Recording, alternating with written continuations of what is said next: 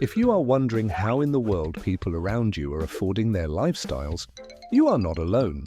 You look around and you see neighbors buying shiny new cars, taking constant vacations, and living in homes that look like they belong in a magazine. On social media, or even just in your own friend group, it can feel like everyone is living at a level that is completely out of reach for you. But here is the truth that no one wants to admit. It is almost never what it looks like. The reality is often the complete opposite of what your eyes are telling you. And understanding why this happens takes a little digging.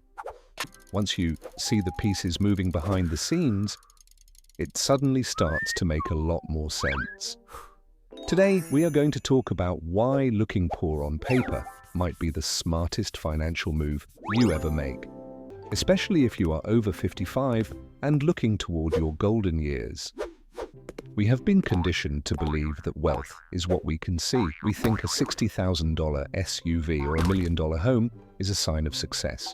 But in reality, those things are often just anchors of debt.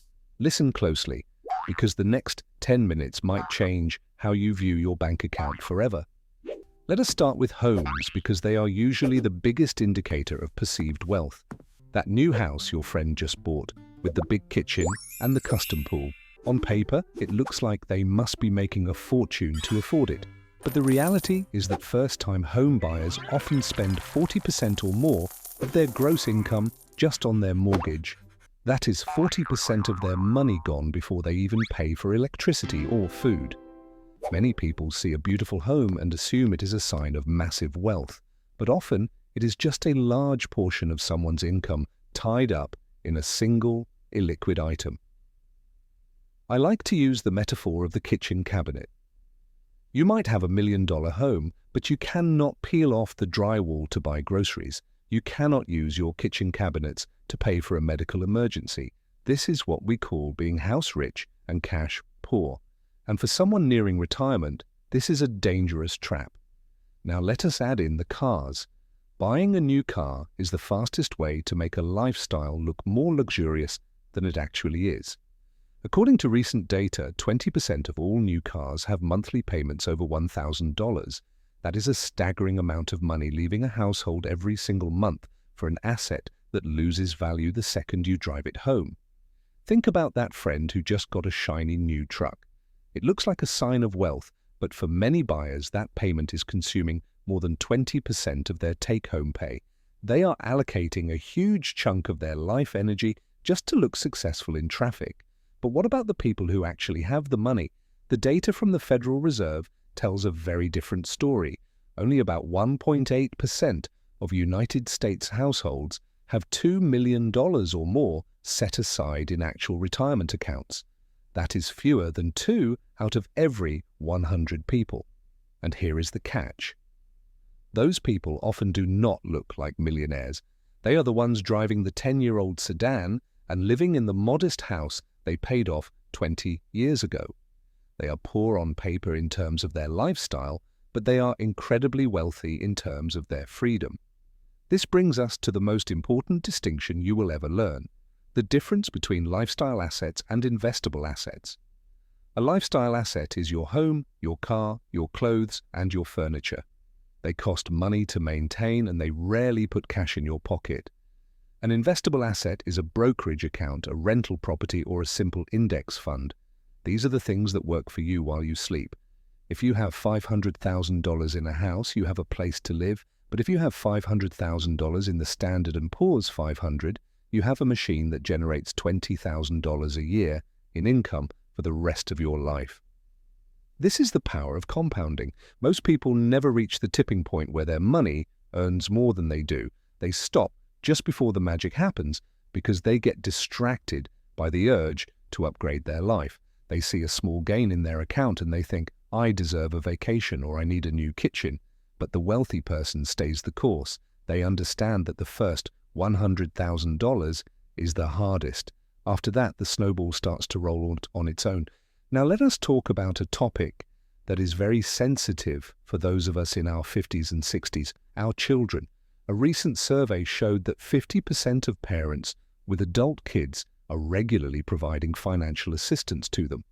On average, these parents are giving their adult children nearly $1,500 per month. That is money that could cover rent, groceries, or student loans for the kids. But at what cost to the parents? Half of those parents admit they have sacrificed their own financial security to provide that help. It is a difficult position to be in because you love your children and you want them to succeed. But if you are cutting into your retirement savings to fund their lifestyle, you are not actually helping them. You are just delaying the inevitable, and you are making yourself a future burden to them. Real love is being financially independent so that your children never have to worry about how to pay for your care. It is okay to set boundaries. It is okay to say, I cannot afford to pay for your car lease anymore because I need to make sure I'm not moving into your guest room 10 years from now. This is part of the contrarian mindset. While everyone else is subsidizing their children's lifestyles and looking rich on the outside, you are building a fortress of security on the inside. So, how do you actually transition to this smarter way of living? It starts with a shift in your perspective. You have to stop giving yourself less credit than you deserve. Maybe you are driving an older car and you feel like you are just getting by. But if you have maxed out your retirement accounts and you have no credit card debt, you are winning. You are doing better than the person in the Porsche who is one missed paycheck away from disaster. The goal is to reach the 3 tipping points of wealth. The first point is when your investments earn more in a year than you contribute to them. The second point is when your investments earn as much as your actual job pays. And the final point is when your portfolio is large enough to support you forever. When you hit that third point, you are truly free. You can wake up and decide what you want to do that day, not because you have to, but because you choose to.